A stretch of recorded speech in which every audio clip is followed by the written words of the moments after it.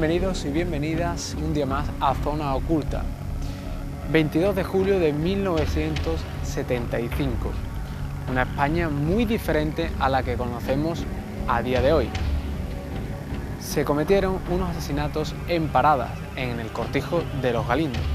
Asesinatos que a día de hoy siguen siendo un auténtico enigma. 5 personas murieron de una forma atroz. Será el tema principal de hoy. Comenzamos aquí con Zona Oculta. La tarde del 22 de julio de 1975, España fue testigo de uno de los crímenes más sangrientos del siglo XX. Un quíntuple crimen en el cortijo sevillano de Los Galindos.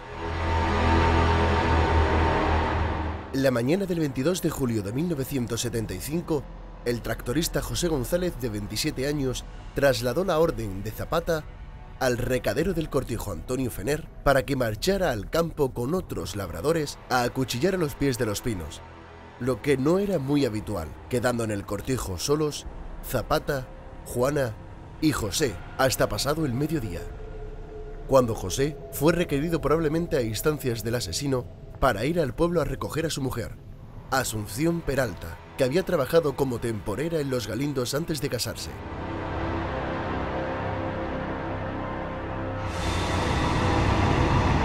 En Los Galindos se desató la tragedia. Zapata, que confiadamente hablaba con el asesino sentado en el despacho, no esperaba en modo alguno que éste le agrediera con un trozo de pieza rota de la empacadora con la que jugueteaba hace un rato.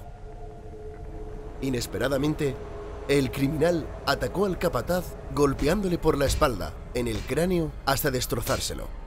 Debía obedecer a un plan preconcebido, porque acto seguido se dirigió a Juana, la que conocía de sobra, y la atacó con la misma arma, pero esta vez de frente, golpeándole el rostro varias veces hasta que le quedó aplastado, con el aspecto de una máscara de goma.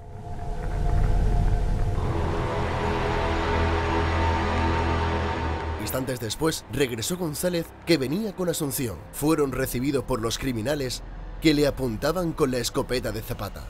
Sin intercambiar apenas palabras, los crímenes se sucedieron de forma muy rápida.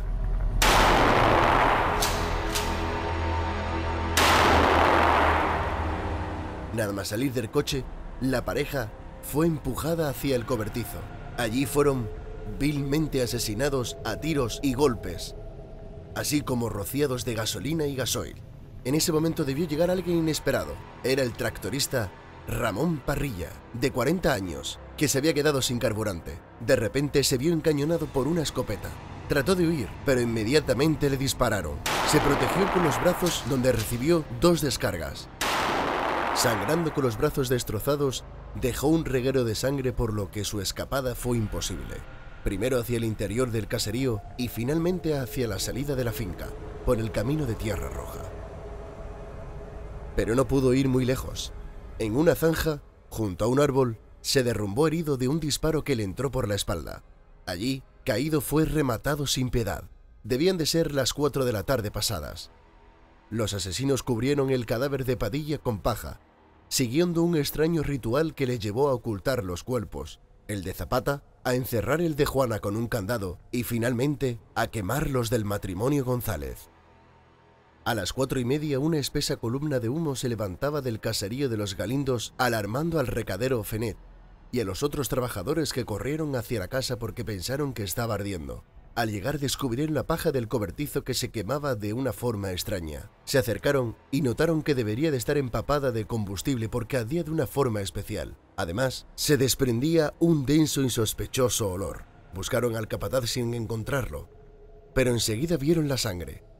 Casi a la vez, se descubrieron los cadáveres consumidos del matrimonio González. Ni siquiera podían imaginar qué era ello. Inmediatamente fueron al pueblo a dar aviso a la Guardia Civil.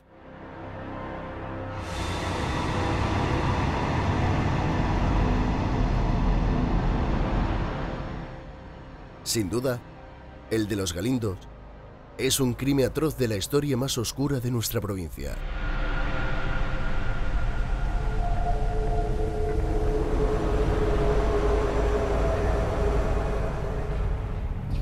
Y con nosotros y en nuestra mesa, Juan Carlos Jiménez. ¿Qué tal? Muy buenas noches. Buenas noches, Dani. Y Paco Gil Chaparro, Francisco, pero quiere que te llamemos Paco, que es la primera vez que intervienes aquí en Zona Corta. Muy buenas noches, es periodista y profesor. ¿Qué hay? Buenas noches. Paco escribió El crimen de los Galindos, que es el tema principal, como ya han visto en esta presentación, que vamos a tratar hoy. Paco, ¿por qué escribes este libro? Es una historia un poco larga, voy a intentar resumirla, pero cuando este hecho sucede, que fue en el año 1975, todavía Franco vivía, yo tendría 16 años, me parece, y claro, ni idea siquiera de que yo iba a ser periodista en algún momento determinado. Pero cuando ya empecé a trabajar en el Correo de Andalucía, que es donde yo he desarrollado gran parte de mi carrera profesional, pues me dediqué a la información de sucesos y de tribunales, y me di cuenta que cada vez que llegaba el aniversario de ese desgraciado suceso, todos los 22 de julio, de forma tradicional la prensa sevillana recordaba aquel suceso y aquel crimen, sobre todo haciéndose siempre las mismas preguntas. ¿Quién pudo cometer esa barbaridad y que nunca se descubrió? El caso es que fue una historia que me enganchó desde el principio, desde el primer momento que yo la conocí, y fueron pasando los años.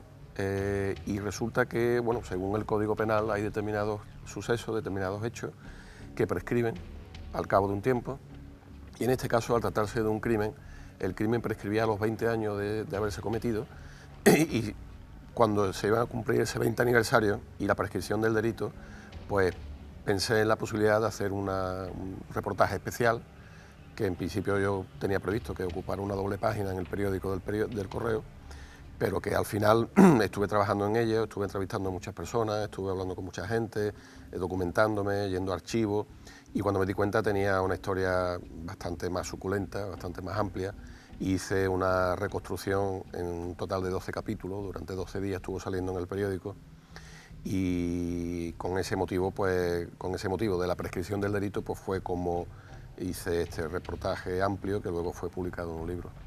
Y fue un auténtico éxito en la época de ventas, ¿no? Porque salía con el Correo. Bueno, el libro salió 5 años después, pero en su momento el reportaje del periódico del Correo de Andalucía fue un bombazo. Las ventas, no recuerdo ahora mismo las cifras, pero aumentaron mucho, y recuerdo que me comentaban muchos compañeros y gente que me conocía que el periódico a primerísima hora de la mañana, no existía ningún ejemplar ya en Paradas, que era el término municipal donde ocurrió este crimen de los Galindos, ni en Paradas ni en los pueblos de los alrededores, y en Sevilla pues igual. Entonces sé por gente que me lo comentaba, que seguían la historia, que estaban enganchados con la historia, porque había personas que lo conocieron en su momento por la edad, porque fue un crimen muy sonado, pero también había otras muchas personas que no lo conocieron por su edad también, porque eran jóvenes, pero habían oído algo y tenían curiosidad por conocer los detalles de ese crimen, y gracias a ese reportaje pues pudieron conocerlo. Bueno, a día de hoy el crimen es bien conocido por todo el mundo. Aquella persona que no lo conociese pues lo ha podido conocer con nuestro vídeo de presentación, pero vamos a ir resumiendo poco a poco cómo suceden los hechos de aquel día, de aquel 22 de julio de 1975. ¿Quién es el primero que llega al cortijo?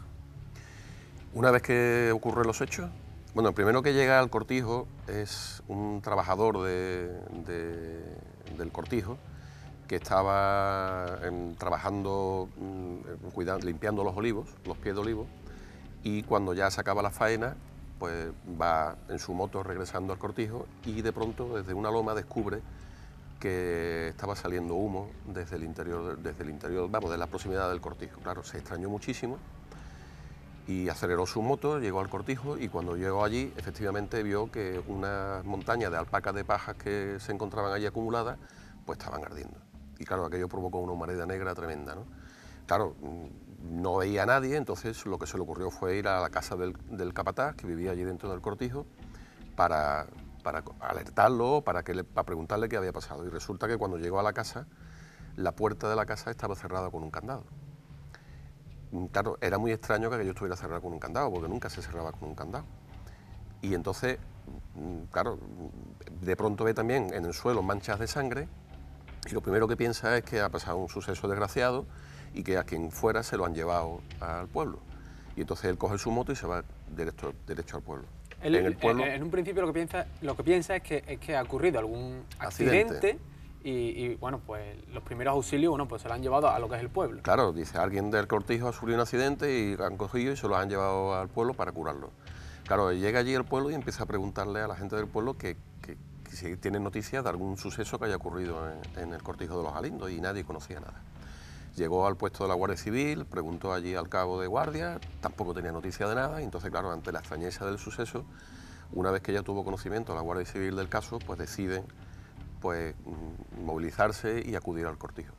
Pero claro, no solo acude la Guardia Civil, sino que acuden también gente del pueblo, porque entonces la noticia corrió como la pólvora por el pueblo, y son ya muchas las personas que en ese momento deciden también acudir allí. Y claro, los primeros que acuden al pueblo al cortijo son trabajadores, personas que vivían en el pueblo. Y claro, poco a poco empiezan a descubrir lo que había ocurrido allí. Hay un hijo que era forense de aquella época, que se llamaba Zapico, que fue el que descubre dos de los cuerpos. Uno de ellos lo descubre siguiendo un rastro de sangre que salía desde el mismo cortijo hacia el camino de entrada al cortijo, y siguió el camino, el rastro, hasta que llegó, que desaparecía el rastro, pero al lado del camino había un montoncito de paja. Decidió mirar qué había debajo de la paja y había el cuerpo de unos trabajadores del cortijo. Cuando el cabo de la Guardia Civil consigue abrir la puerta de la casa del cortijo, rompiendo el candado, había también unas manchas de sangre tremendas, un rastro de sangre también muy grande. Siguen ese rastro de sangre y les conduce hasta una habitación donde también encuentra el cuerpo de una mujer, que era la mujer del capataz. Claro, imaginaros la confusión que existía en ese momento. Dos muertos, el capataz no se sabía nada, todo el mundo se puso allí a intentar averiguar qué había pasado. Se tocó todo, desgraciadamente, porque hoy en día, cuando ocurre un suceso de estas características, el primero que llega allí, por supuesto, son las autoridades judiciales y Guardia Civil o Policía Nacional, y aquello se acordona y allí no entra absolutamente nadie, pero en aquella época, aquel día, entró todo el mundo. Y se tocó todo. Se tocó una escopeta con la que supuestamente se mató a una persona, se tocó una pieza que supuestamente con esa pieza también mataron, o sea que en esa pieza con la que supuestamente mataron a dos de las víctimas había huellas de gente del pueblo. El mismo hijo Zapico, que encontró uno de los cuerpos, se dio cuenta, mirando las alpacas de paja que estaban ardiendo, que había también como que le parecía que eran como restos humanos. Y efectivamente, cuando consiguieron apagarlo, tiraron de esos cuerpos y eran los cuerpos de dos personas que estaban ya calcinados y no sabían en ese momento de quién podían ser. Entonces, claro, imaginaros la confusión. 4 cadáveres, no se sabía dónde estaba el capataz, la única autoridad que había allí era un cabo de la Guardia Civil, y no es hasta 24 horas después cuando por primera vez un juez y un fiscal pisan el cortijo de los Galindos. Fijaros el tiempo que pasa desde entonces. Algo que hoy día no sucedería, sucedería en minutos, se presentarían allí, pero en aquella época sería inconcebible. Si ese crimen ocurre hoy en día, los asesinos serían descubiertos y detenidos en pocas horas, seguro.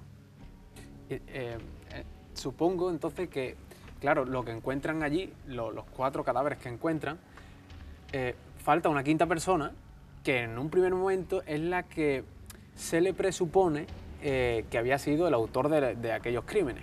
¿Pero qué sucede? Bueno, lógicamente todo el mundo decía dónde está el capataz, dónde está el capataz, y el problema es que al no aparecer, pues todo el mundo empezó a sospechar que podía haber sido un arrebato, no se sabía por qué motivo, del capataz, alguna pelea, y decidió acabar con todas las personas que estaban allí en ese momento en el cortijo.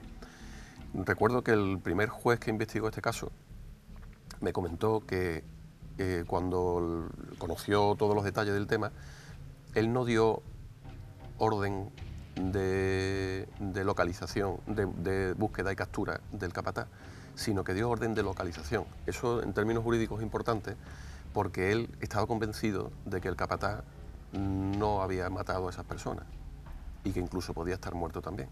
Pero como no lo sabían, Pues entonces él dio orden de localización, no dio orden de busca y captura. Se da orden de busca y captura cuando tú sabes que alguien ha huido después de cometer un hecho, un crimen. Y en este caso, él estaba convencido por una serie de indicios que él ya vio sobre el terreno, estaba convencido de que no había sido el capataz. Y entonces, pero claro, seguían preguntándose qué había pasado. Recuerdo que también, pocas horas después del crimen, llegó al juez una noticia diciéndole que habían encontrado al capataz muerto. Y preguntó que dónde, dijeron que en un olivar, que se había ahorcado. El caso es que, claro, fueron rápidamente para allá y resulta que no era el capataz tampoco, que era una persona del pueblo que tenía problemas psíquicos y que decidió quitarse la vida. Entonces, claro, el misterio seguía en torno a, primero, qué había pasado allí y segundo, dónde estaba el capataz. Y el cuerpo del capataz apareció también muerto justo en la parte trasera del cortijo, 3 días después, en otro de los misterios de este crimen, porque hay personas que, imaginaros, en un escenario donde ocurren 4 muertes, allí todo el pueblo rebuscó y revisó absolutamente todos los rincones y todos los lugares. Hay gente del pueblo que dice que en el lugar donde apareció el cuerpo del capataz no solo miraron, sino que incluso habían estado haciendo pipí, habían estado meando en el árbol, al lado del árbol donde se encontraban, y que es imposible que estuviera allí. Y entonces surgió la duda de si ese cuerpo pudo ser puesto allí posteriormente. Bueno, a colación lo que ha dicho Paco, hay un testimonio de un policía, el cual dice que él mismo miró esa zona, la rebuscó bien, y dice, según él, que no encontró nada. Es decir, que si hubiese algo o alguien debajo de esa paja que estuviese allí, pues evidentemente lo hubiese visto, ¿no? O simplemente algo hubiese hecho sospechar de que algo habría allí escondido, y Zapata no era una persona tampoco pequeña y demás, es decir, que hacía bulto, ¿no? Evidentemente, pues todo puede dar a pensar de que el cadáver se pudo mover de su sitio original. Pensamos que los asesinos del grupo de los 4 primeros cadáveres que aparecen fueron o fue el mismo asesino que de esta última persona que aparece, o... Sí, claro, fueron los mismos. Es más, después de que se realizara la autopsia, resulta que el capataz fue la primera persona a morir. O sea que el misterio está en si ese cuerpo estuvo allí ese tiempo o no estuvo ese tiempo. Es imposible prácticamente que con la cantidad de personas que aquello lo miraron, nadie se diera cuenta de que había un cuerpo, porque además estaba oculto, igual que el cuerpo de uno de los tractoristas que también estaba fallecido al lado del camino, estaba oculto por paja. O sea que era una persona corpulenta, como ha dicho Juan Carlos, y lógicamente ese bulto se tenía que haber notado. Pero hay también versiones, como por ejemplo el juez que pisó por primera vez el terreno, que cuando descubrieron el cuerpo, en el momento que el forense levantó la cabeza, porque estaba boca abajo, del capataz, él se dio cuenta de que la tierra estaba muy empapada, lo que quería decir que ese cuerpo estaba allí rezumando desde hacía bastante tiempo. Si hubiera estado hace poco tiempo no estaría tan humedecido como estaba en ese momento, lo que le lleva a pensar a esta persona, a este juez, que ese cuerpo pudo ser que estuviera allí un tiempo y que desde entonces y que nadie se diera cuenta. Pero esa duda siempre va a estar ahí. Claro, tenemos la versión de las personas que sí que anduvieron por la zona y que aseguraban que allí no había nada, y la versión de un experto en la temática que, bueno, que a priori sí que podría haber estado allí, claro, todo este tiempo. En cuanto al crimen, ¿podemos pensar que fue solo una persona? No, seguramente fueron 2. Mínimo 2 personas. Mínimo 2 personas. Por un detalle muy singular. Además, en un detalle en el que cayó uno de los forenses que investigó este caso, que hizo una reconstrucción de lo que pudo haber ocurrido allí, y observando simplemente una fotografía se dio cuenta que al menos participaron 2 personas por lo siguiente. El cuerpo de Juana aparece en una habitación dentro de la casa del cortijo, pero hasta allí lo conduce un rastro de sangre. Al principio ese rastro de sangre es continuo, lo que te quiere decir que hay una persona que coge al cuerpo de Juana por las 2 piernas y la va arrastrando. Pero en un momento determinado esa mancha de sangre desaparece y lo que hay son goterones que van oscilando hacia la derecha, hacia la izquierda. Un momento, Paco, no sé si es esa imagen justo a la que se refiere usted. Efectivamente.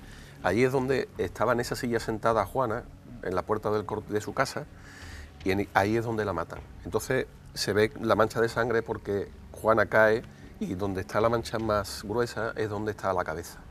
A partir de ahí la van arrastrando, se ve que hay un rastro de sangre y la van arrastrando hacia otro lugar, pero a partir de donde acaba esa mancha gruesa empieza el goteo. Y eso es síntoma de que hay dos personas, una la coge por los pies y otra la coge por los brazos. A partir de ese momento la va levantando, sigue cayendo sangre, pero va cayendo en gotas y va oscilando del movimiento de dos personas que la llevan hasta la habitación donde la encuentran. Así que mínimo dos personas, es más... Entonces dos personas... Hasta el juez que finalmente terminó de destruir el caso dijo que mínimo dos y posiblemente hasta tres personas fueron las que cometieron el crimen. Efectivamente. Y estas dos personas, suponiendo que fueron dos personas, ¿qué tiempo tardan en asesinar a estas 5 personas que sufrieron, bueno, pues, este macabro final de su vida? Pues tardaron, yo creo que se tardó varias horas. Veréis, no hay un testigo directo de lo que ocurrió allí.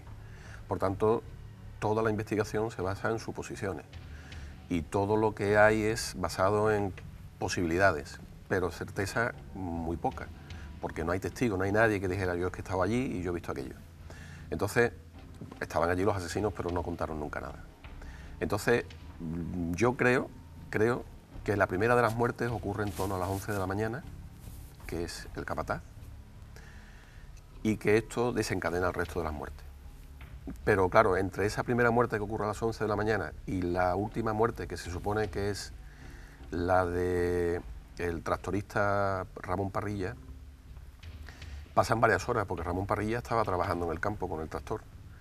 Y entonces, en un momento determinado, viene hasta el Cortijo para dejar su capaza con donde traía la merienda y todas esas cosas, y me imagino que para recargar, llevaba un tractor con una pipa de agua para recargarla y regar los olivos. Entre las 11 y la hora en la que puede morir este tractorista, pues pueden pasar por lo menos 3 o 4 horas. Por lo que los asesinos sí que estuvieron allí bastante tiempo, o sea Sí. que no fue algo rápido, por así llamarlo. A mí, No. evidentemente, lo que más me escama del asunto, y es el caso de que por qué José González va en busca de su mujer, Asunción Peralta, a una hora prácticamente que era la de la siesta. Recordemos que ese día, 22 de julio, hacía un calor tremendo, se alcanzaron casi más de 45 grados. Es decir, ¿por qué da que pensar de que José González fuese en busca de su mujer a esa hora y por qué, ¿no? No tiene en teoría mucho sentido o una explicación lógica, o el azar del destino hizo que se reuniese esas 5 personas ese mismo día y en ese lugar, pero da que pensar que José González recogiese a su mujer y la llevase al Cortijo ese mismo día, ¿no? Estando su mujer en su casa, ¿no? Eso es otro de los grandes misterios de este crimen. Veréis, la jornada laboral de José González, que era un peón del Cortijo, era desde las 7, 8 de la mañana más o menos hasta las 4 de la tarde. Él no volvía a su casa a comer, siempre comía allí en el Cortijo. Y la mujer no iba por el Cortijo. La mujer tenía su casa en el pueblo de Parada, vivía con la suegra y separadas por un tabique, y no iba por el Cortijo. Se comenta en el pueblo que iba por el Cortijo en alguna ocasión cuando tenía que ayudar, porque tenían allí, por ejemplo, organizaban una comida especial, los dueños del Cortijo, y entonces iba allí a echar una mano como camarera, o como sirvienta, o como cocinera, pero habitualmente no iba. Y claro, la gran pregunta es, ¿por qué ese día González coge su coche, que era un Seita, se presenta en el pueblo, le dice a la mujer algo para que la acompañe de nuevo al Cortijo, algo le tuvo que decir para que la mujer se vistiera con su ropa que usaba para los domingos, su ropa más bonita, por decirlo de alguna forma, y con la desgracia de que una vez que llegan al Cortijo los matan a los dos? ¿Por qué se va González a su casa a buscar a la mujer? ¿Sabía él que la iban a matar? ¿Él sabía que lo iban a matar? No sabían nada, pero ¿qué pasó para que esas dos personas regresaran de nuevo al Cortijo y los mataran? Eso es otro de los grandes misterios de este caso. ¿Podemos determinar que a día de hoy la investigación de la época fue una auténtica chapuza. Fue una auténtica chapuza desde el punto de vista que no se ha descubierto nunca quiénes fueron los autores, pero es que se dan una serie de condicionantes muy especiales. Veréis, vuelvo a situarme en la época, estamos en la época de Franco. En la época de Franco, Franco era militar y los militares tenían mucho poder. La persona que regentaba el cortijo no era el propietario, porque la propiedad era de la marquesa de Grañina. Era el marido de la marquesa de Grañina, que era un ex militar, que una vez que se casó con ella, pues se dedicó a gestionar una serie de fincas que tenía ella repartidas por la provincia de Sevilla. Él era un militar retirado, tenía a un ayudante suyo, que también era un compañero suyo, militar retirado, que lo dejó de encargado de todas las fincas, de administrador de la finca. Y bueno, una de las cosas que se comentó en su momento fue que la investigación que inició la Guardia Civil y el juzgado se pudo parar por influencias de esta persona ante determinadas entidades superiores. Pero eso no está demostrado.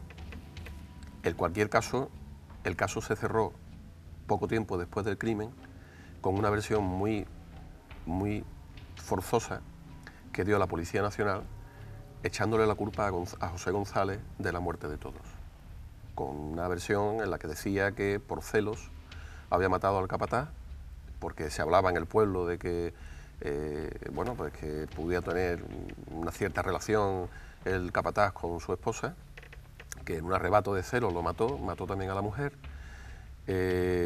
mató al tractorista que vino de pronto porque se encontró en una situación de que al verlo pues quiso acabar también con su vida, y en un momento de desesperación pues también decidió acabar con la vida de su mujer y fue al cortijo, fue a su casa, recogió a la mujer, volvió al cortijo y la mató, quemándose los dos en alpaca de paja. Entonces, claro, el caso se archiva.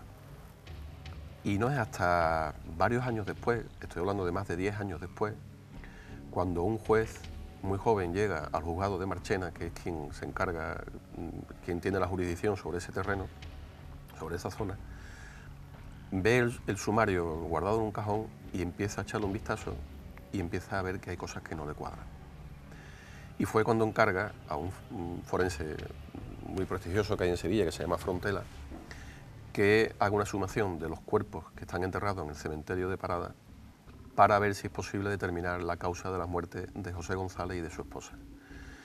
Y cuando realiza ese informe, se descubre que José González no solo no había matado a estas personas, sino que también había sido una víctima.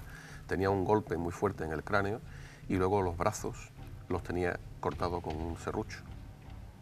O sea que era imposible que hubiera podido ser el autor de la muerte. Entonces, claro, empezar de nuevo con la investigación del caso para averiguar quién fue el autor de aquellos crímenes, 10 años después, o más de 10 años después, se hacía casi imposible. La agresividad también de los crímenes es cuanto menos impactante, porque claro, cerrar los brazos de una persona que probablemente ya estaba muerta o que quizás estaba viva, no sé qué es peor, bueno, pues también supongo que para la época fue un auténtico shock en Parada y Araal claro, y toda la zona. Es que allí todas las muertes no fueron iguales. Se supone que la primera muerte, que fue la del capataz, se produjo por un golpe en la cabeza muy fuerte, propinado supuestamente por una persona también corpulenta y muy fuerte, con una pieza que se llama pajarito, que es una pieza de una empacadora que estaba variada y que estaba arreglando precisamente José González. Entonces alguien coge esa pieza, que es una pieza suelta que tiene varias puntas, y con esa pieza mata al capataz. Se supone que con esa misma pieza matan a su esposa, que estaba sentada en la entrada de su casa y debía estar muy tranquila porque quien estuviera por allí debía ser una persona conocida. El caso es que sentada la golpean en la cabeza hasta que la matan. Otra de las víctimas muere por disparos. Resulta que el tractorista que llega le da la vuelta al cortijo, para el tractor, pero no le quita el contacto, es decir, el tractor lo frena, pero el tractor sigue en marcha porque pensaba irse. Entra dentro de lo que era el almacén o el granero del cortijo y allí descubre que hay alguien que le está apuntando con una escopeta. y alguien que supuestamente no conoce, porque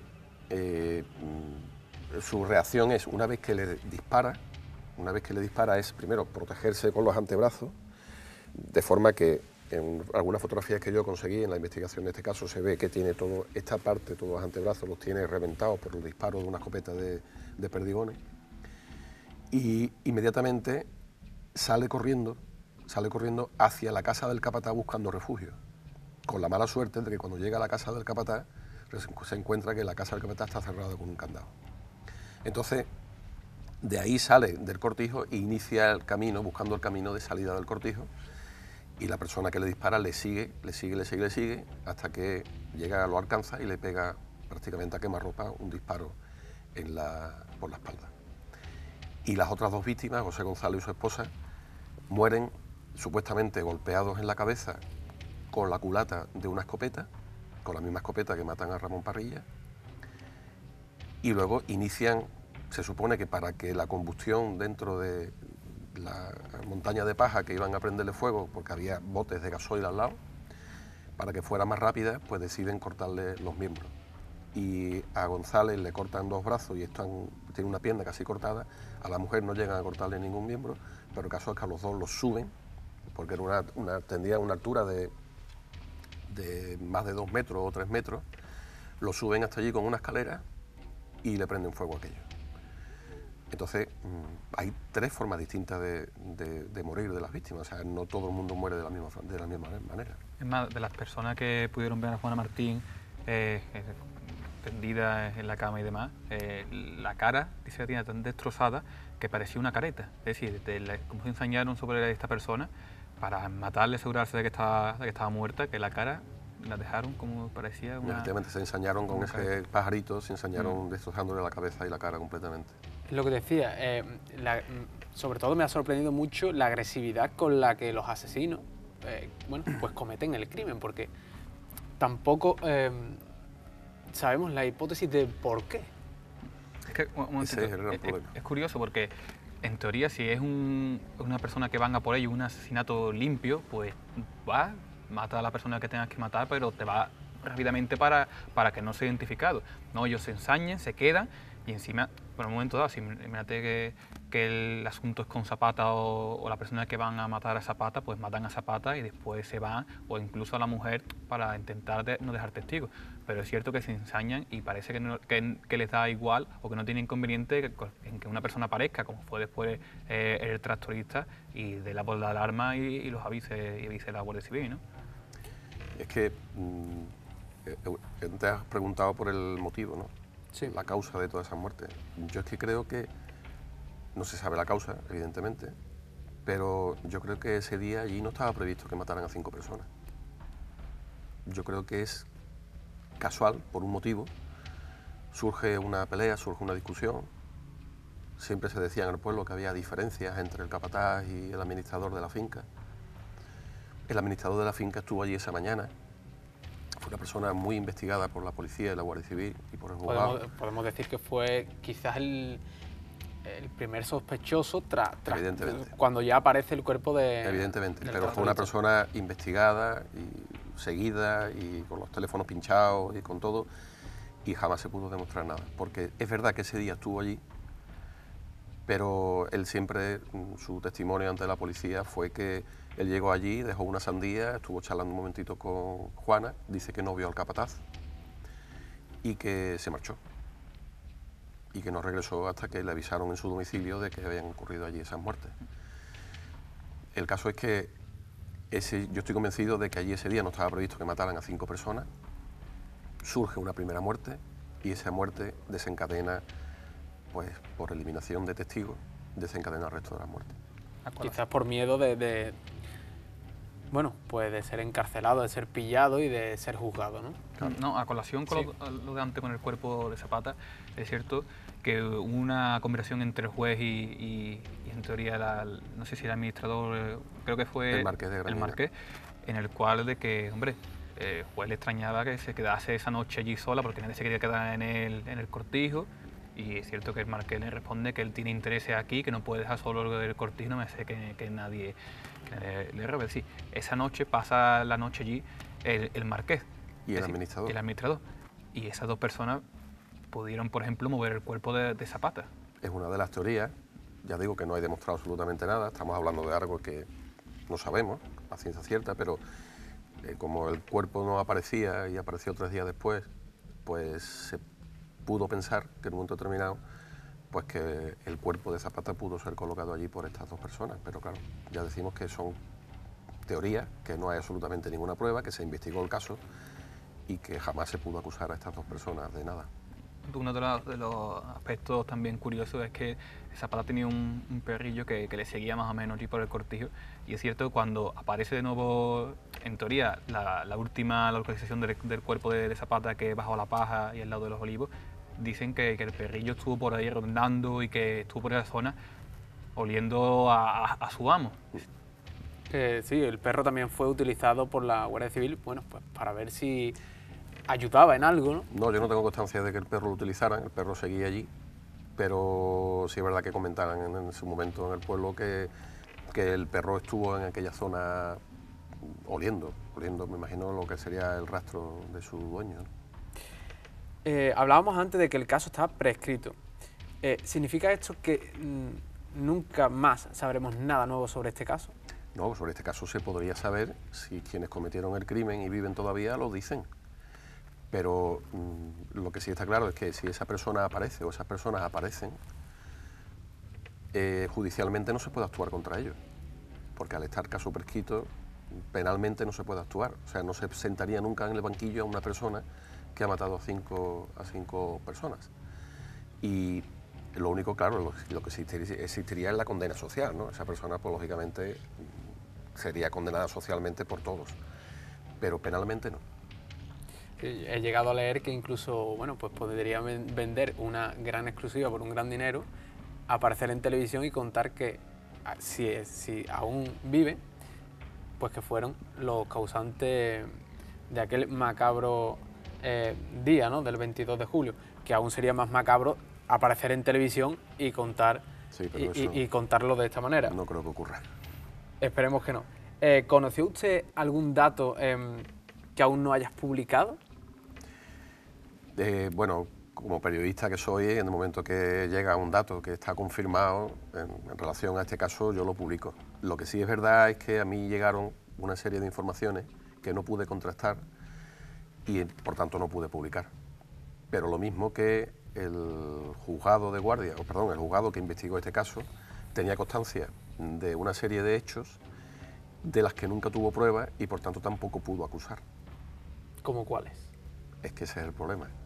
No podemos contar nada. No se puede contar nada porque si yo no lo he publicado y la Guardia Civil o un juez no ha sido capaz de sentar un banquillo a una persona, veréis, yo estoy convencido de que